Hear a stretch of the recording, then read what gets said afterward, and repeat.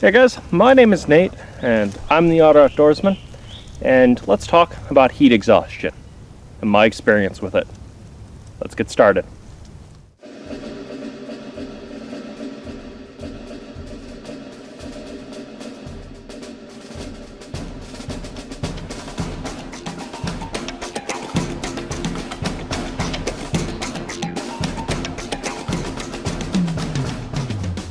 Okay guys, so I'm not fully going to teach you how to treat it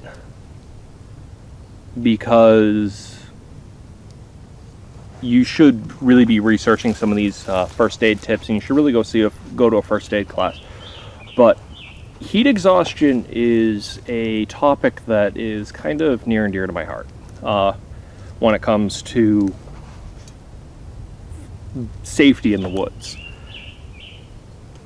Because if it wasn't for my quick action on a few trips, I would have probably ended up in the hospital a few times. It's almost 90 degrees today, and with summer coming up, this is a topic I kind of want to talk about. There was one summer a few years ago that I had two experiences with heat exhaustion, where I wasn't prepared properly, and it's one of the reasons why I generally focus. If my personal survival kit, you notice there's a lot of things on water in there, a lot of water carrying, and I also I try and carry a lot of water with me. I'm not always good at it because I always miscalculate it, but I try and carry a good amount of water with me, and I now carry filters. I carry at least one filter with me. I carry generally a life straw with me just in case. So a few years back when I used to do my research on earthworms, I was out collecting samples, and I was in jeans, a t-shirt. I think I had like a small bottle of water, and I think a thing of Gatorade on me. And it was a hot day. It was in the 90s, and I went through my entire thing of water, went through my entire thing of Gatorade, and I was still overheating. And I started feeling dizzy, got headaches. I was out there with an industrial cart with probably about 30 to 50 pounds of equipment in it that I had to drag. And I was doing my samples, and all of a sudden I got up and my vision started to go. So I recognized I was starting to overheat. And I recognized I had to leave then and there. I had finished my sampling, my main sampling. I had some more work I had to do, but that part wasn't time sensitive anymore. So I packed on my cart, booked it. I packed on my cart and I got out of there as quickly as possible. Threw the AC on my car as much as possible, and then I drove home. And as I was driving home, I called my parents, and I was like, "Get a cool bath going for me. I'm overheating, and I'm starting to get heat exhaustion." And I got home, got in the cool bath, and I laid in there for probably about a half hour until my body cooled down. So at that point, I changed up my kit for that trip, for when I was out sampling, and I had a better hat. It was my wide brim fedora that used to see me wear a lot. I wear this hat more now, just because it's a lot more. I wear it more every day, and I had a sweat wicking shirt. I had a hydration bladder on me. I still had some Gatorade with me as well. And for some reason I still wore jeans. But so that kept me going for a while. And then there was one time I didn't know it was 102 degrees out that day. And for a New Englander like me, 102, is, we do get that heat up here. I'm more comfortable in like the 60s and 50s rather than the hundreds. And I went through all 2 liters of my water, and I think I went through all my backup water. And that day, no one knew where I was. At the time, my parents were in Pennsylvania visiting my grandfather.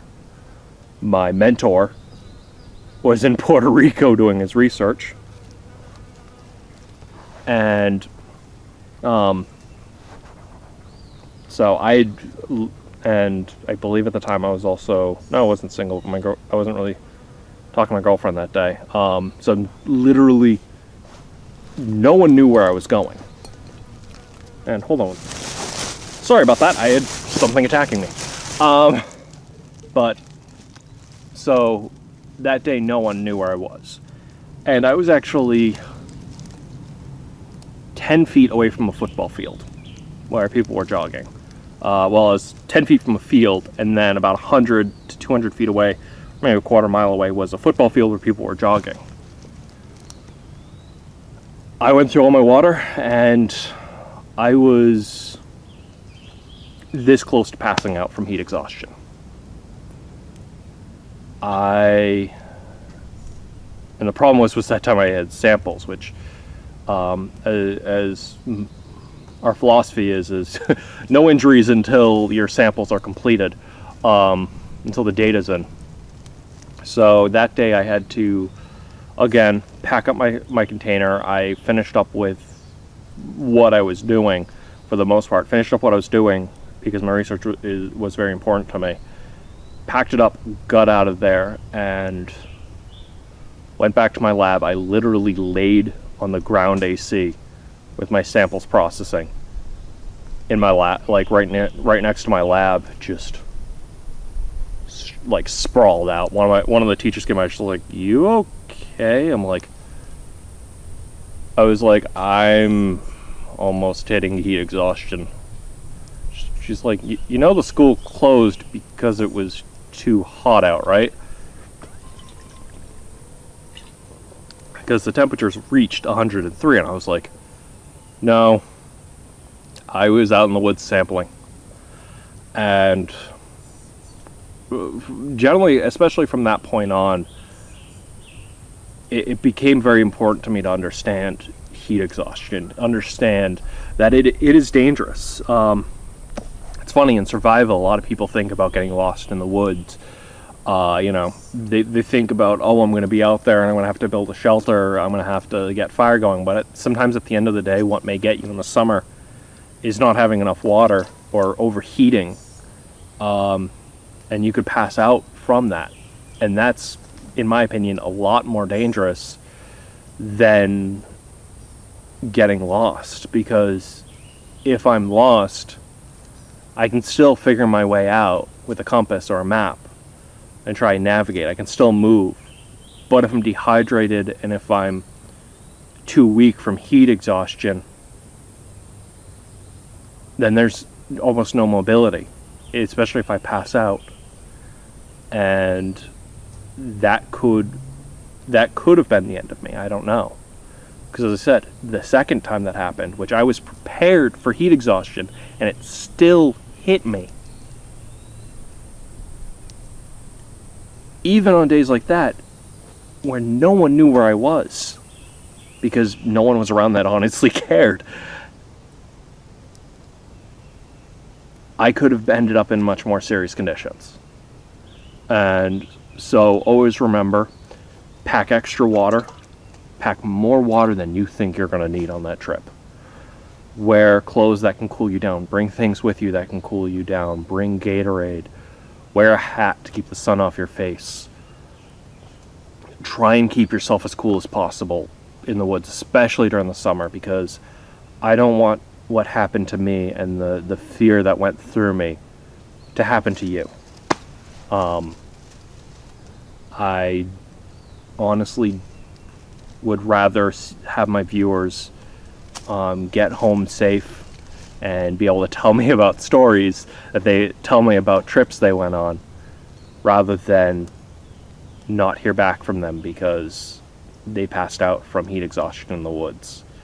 I learned from then on, I now carry a filter with me. I carry a life straw with me just in case, especially if I'm near water. Because the last thing you want to do when you're when you're dehydrated and starting to get overheat, is to drink hot water, to drink a hot beverage. That is the last thing I want to do. I want to be drinking a room temperature to cool, not cold because that will put you in shock, a cool beverage. The way I tend to treat it is when if I can get out of there and I can get home, I get into a cool bath. I'm not a person who bathes, I'm a person who showers. I get into a cool bath and I just sit there. I just relax. But this has kind of been a slight, I want to say public service announcement, but more of just a personal thing to me, about keeping yourself safe out there. Because while I do want to I kind of have a personal, I don't want to say vendetta, but I have a personal mission to get more people outside and having fun. I also want you to be safe. So my name is Nate. I'm the Otter Outdoorsman. You have a good day. Remember, get out in the woods and have some fun. Stay hydrated, people. See ya. Okay, go ahead. Okay, guys, so quick little funny story to wrap up the heat exhaustion video. I'm sorry if this is a different quality. We're actually shooting this on a phone right now.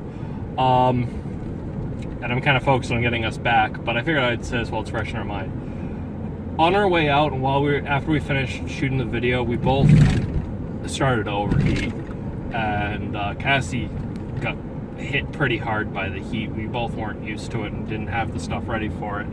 I mean, we were hydrating constantly, but even then, the heat was just getting to us. So I just figured I would share that on the little adventure that I took with this with this adventure. The irony of me talking about a video with heat exhaustion and us almost getting it on the way out. Just some of the symptoms being things like dizziness, upset stomach, feeling hot, starting to go flush, which were things we were starting to experience. So drink a lot of water. On the way out, we picked up a cold drink, and something with electrolytes to try and boost just kind of hydrate. So remember, be careful out there. Okay, guys, I'll talk to you later.